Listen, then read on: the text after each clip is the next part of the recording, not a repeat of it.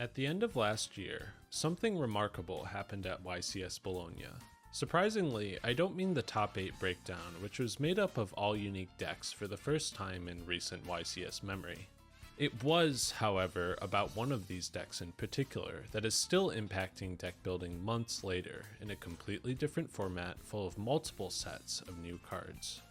Raid and Trade, a German team of professional Yu-Gi-Oh players and a few associates, entered the YCS with Fiendsmith Kashtira, a strategy completely unknown to the general player base at the time. The conversion rate was incredible. 6 of them made it through the 2,500 person tournament to Top Cut. Hello guys, welcome to the Raid and Trade channel. We both got top 64, sadly we both lost pretty quickly in top 64. We played Fiendsmith Kashtira. What's up guys? So I just made top 8 at Bologna again, back-to-back Bologna at top 8 I guess. I'm here to bring you guys my top 32 deck profile for YCS Bologna. We played the same deck as the others, Fiendsmith Kashtira, and we both got top 32. Nobody expected this to happen. Kashtira, though popular as a side engine, was an afterthought as a main strategy on any YouTube tier list going into the event. Personally, I would just leave this deck on my binder. I wouldn't even take it out and test it. Fiendsmith Kashtira used the Fiendsmith cards not for their unbreakable end boards, but for their longevity and the fact that they trade favorably into hand traps. This paired perfectly with the Kashtira monsters, which replaced themselves every turn, and took advantage of Unicorn's ability to rip apart tight extra decks. One of the deck's greatest innovations was the inclusion of Fiendsmith in Paradise, months-old pack filler, useless to the previous combo-focused builds of Fiendsmith. That is an uncommon sight, but it is a card that Din Kabui and Joshua Schmidt this weekend share in their main decks. Since Bologna, this card has worked its way into hundreds of tournament-topping lists for its ability to add an additional small disruption to the board even if you get interrupted, encouraging a back-and-forth style of play absent in previous hand comparison formats. All of this, as well as the fact that Fiendsmith Kashtira could play over 20 of its own hand traps, meant the deck was well positioned into the dominant strategies going into the format. Snake Eyes Azamina and other decks like it needed each of their pushes to be met with a hand trap to stop the brutal end board, but lacked the gas to keep going every turn if their initial plays were negated. This was an exploitable weakness that created 6 YCS tops for Raid and Trade's new deck. While the results of this YCS were remarkable, they are not the only instance of something like this happening. Saying that would discredit others who have made successful meta calls and innovations that were unveiled at large tournaments. Bologna harkens back to dark horses like Po Jiang finishing first at 2022's YCS Hartford with Sky Striker Mystic Mine, or even Jeff Jones winning SJC Edison with Quick Draw Dandy Warrior. All 3 of these decks were concocted by insular testing groups and had multiple tops when they were revealed. It's wild. You don't really ever see purple cards in a Sky Striker deck. Originally, we were just playing 3 barrier, but it was so insane that we just upped it to 6. Well, yeah, why play? This is Peter Mitro, an Australian player with a number of YCS tops, commenting on ratio choices in Po Jiang's deck profile. Peter and Po traveled together to Hartford, and Peter got top 8, playing the exact same list card for card. While Po went down in history for winning the event, it's clear that the deck was a product of collaboration and hard work by both people, so Peter deserves a fair amount of the credit too.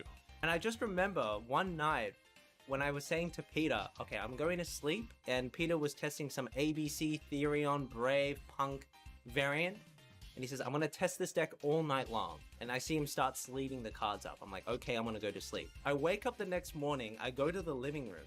All of the ABC cards, all the Therion cards are just unsleeved, and he's just fully sleeved a Sky Striker deck. Fiendsmith Kashtira at Bologna is no different. In every deck profile, there is some mention of how working with others helped improve each person's deck. I want to give a huge shout out to my new team, Team Raid and Trade. This list was a group effort. A lot of people contributed to it. A lot of people played the deck in the event and did very well with it. And then also shouts to, I guess, Raid and Trade, Josh, and Nash, Nico, everyone else on the Raid and Trade team. I actually made this list myself and a bunch of people in Inner Circle prior to the YCS, and then they also approached me saying that they're like working on something similar, so we exchanged some ideas, and that was really helpful. It's clear that these decks might not have been nearly as effective if each person had been working on their own, but with the help of everyone on the team, Fiendsmith Kashtira went from a complete unknown to a fully realized deck capable of taking multiple slots in a YCS top cut. It begs the question though, with how insular these groups are, there isn't a ton of information out there on what goes on within them. That's kind of the point. Decks like Fiendsmith Kashtira wouldn't have done nearly as well if pro players were testing them in public. The element of surprise is an advantage in Yu-Gi-Oh! After all. So what goes on in these groups that only seem to reveal their secrets after each event they compete in?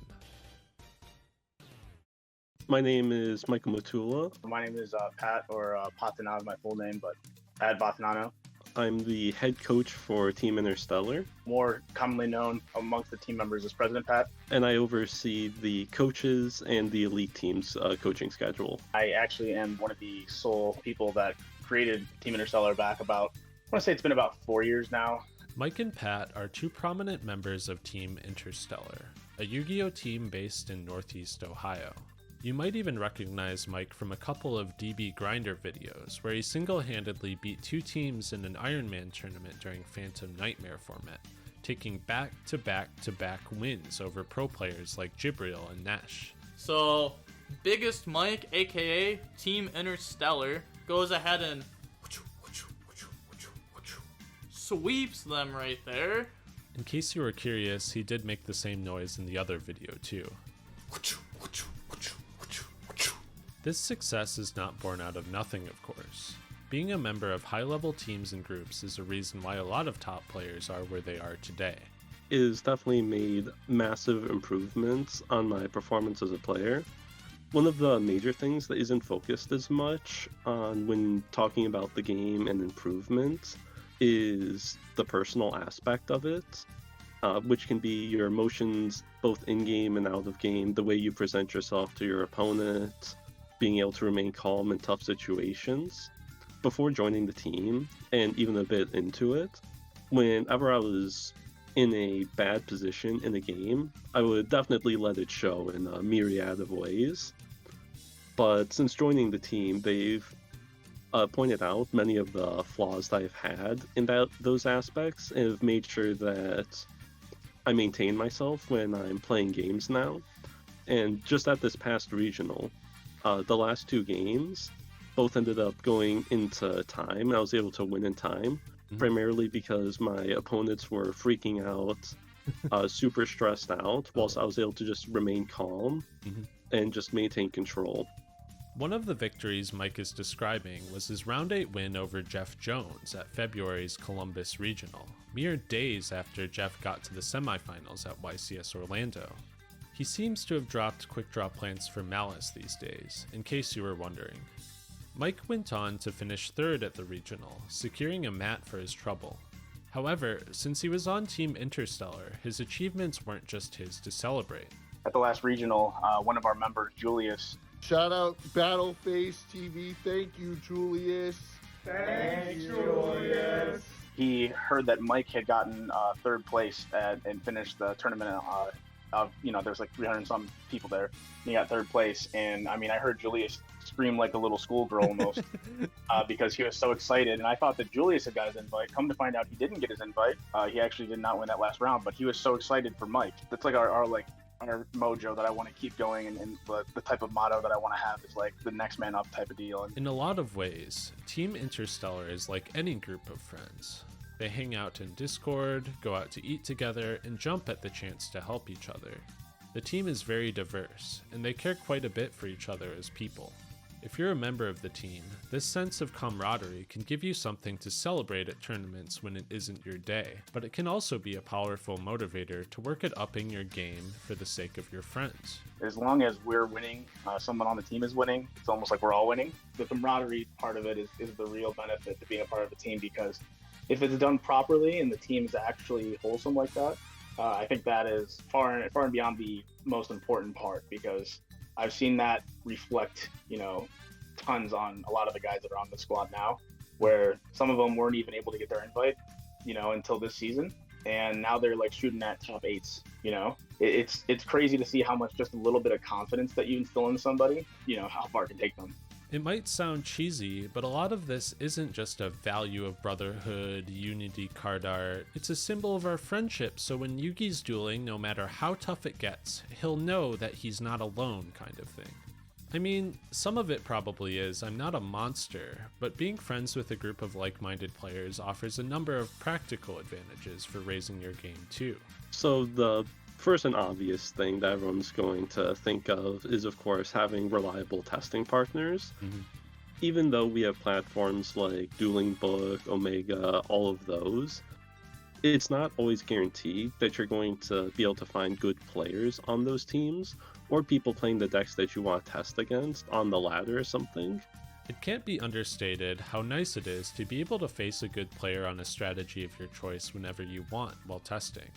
For that testing to be useful, however, you have to have something to test. As can be seen at Bologna, Hartford, and Edison, being on a team can offer a number of advantages while deck building. So I think the largest advantage you have is kind of having the ability to have a so-called hive mind almost, with being able to bounce ideas off of one another and kind of learn more about the card games. YuGiOh is a game with so many cards, especially without rotation, that you can't really expect anybody to know what every card is and how it works with every deck. So having different players that have different knowledges of cards is really helpful. For example, we have a Dynamorphia player on our team. Originally he wanted me to coach him, but I know that I don't have that much experience with trap decks. So I put him onto one of our other teammates and coaches, Mario, who has much more experience playing decks like Labyrinth, who would know what all of these good generic trap cards are that he could test. Having access to the knowledge of other good players, this so-called hive mind, is a huge boon when deciding your list going into an event. Just listen to Nico Schliekomp's description of the birth of Fiendsmith Kashtira. Every word he says just drips of it. Probably in the beginning, I was on some Unchained Cope. I tried some Unchained variant with 18 hand traps and max Fiendsmith engine with 3 Lacrima. And the deck was pretty good, so I gave results to the team. Then shout out to Johannes, he started thinking about including unicorns and birds, and still kept the Unchained cards. And then Daniel joined the BC. And we cut all the Unchained cards for better cards, sadly. And then Ka came up with the Fiendsmith trap that actually was a huge inclusion to the deck. Yeah, it was very and then we just did a lot of testing in the team. Worked out well, I think. Each unique piece of the deck, the 3 copies of Lacrima, the hand trap count, the Kashtira engine, Fiendsmith, and Paradise, were all a result of a different person suggesting something they thought would be helpful, and it showed in the finished product. This idea of a hive mind extends beyond just deck building though, because there are a number of things you can learn by working with other people. Rulings, combo lines, and technical play in different strategies are all things that can be learned more easily from a group of people with a common interest in competitive Yu-Gi-Oh! It's why these people are the ones selling you spreadsheets. Pac doesn't find every combo by himself after all. It's very hard to learn everything alone, so working with a group just makes practical sense. Finally, I wanted to touch on how important these teams and groups are to the local scene for Yu-Gi-Oh! Players on a team have an added reason to attend locals consistently, contributing to the health of the game as a whole. Committed teams can even revitalize dead areas for Yu-Gi-Oh! In COVID's wake, the greater Cleveland area has seen a fair share of card shops and local scenes die, and Team Interstellar and groups like it have been instrumental in the rebound. Since our inception back in 2021, there's been about 7 or 8 other teams that have popped up in the area. Shout out to a lot of other teams that I kind of am close with on our side. So we got Uncrowned Kings, Pie for Life, 8-Bit, Slap Phase. We got a ton of other people, but I mean, it really does take a village and to make this community whole, right? Most of them actually either started with our team or have talked with some of our members in order to gauge just an idea of how to create the team and do it in a way that is kind of wholesome. Groups like Team Interstellar have helped reawaken the competitive scene in Northeast Ohio and made the region a place players like me can be proud to be a part of.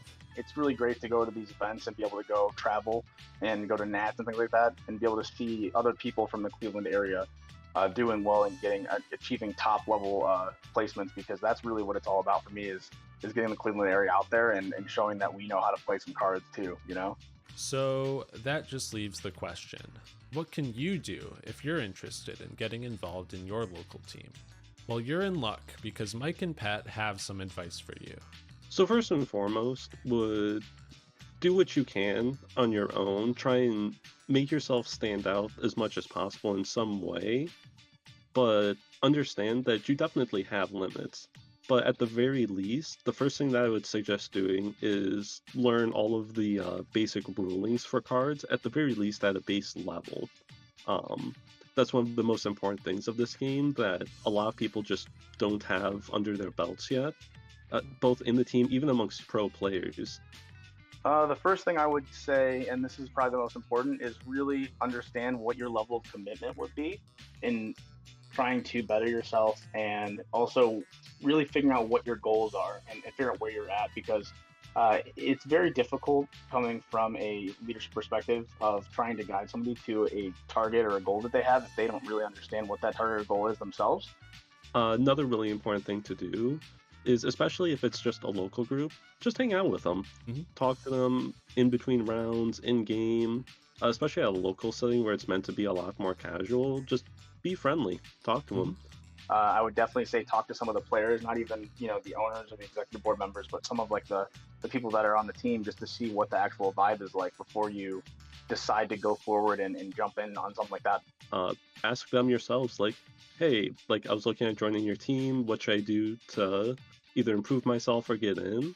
One of the things that a lot of people look at in evaluating whether or not you should probably be on their team or not is what level of a person you are, not just in-game but also out of game.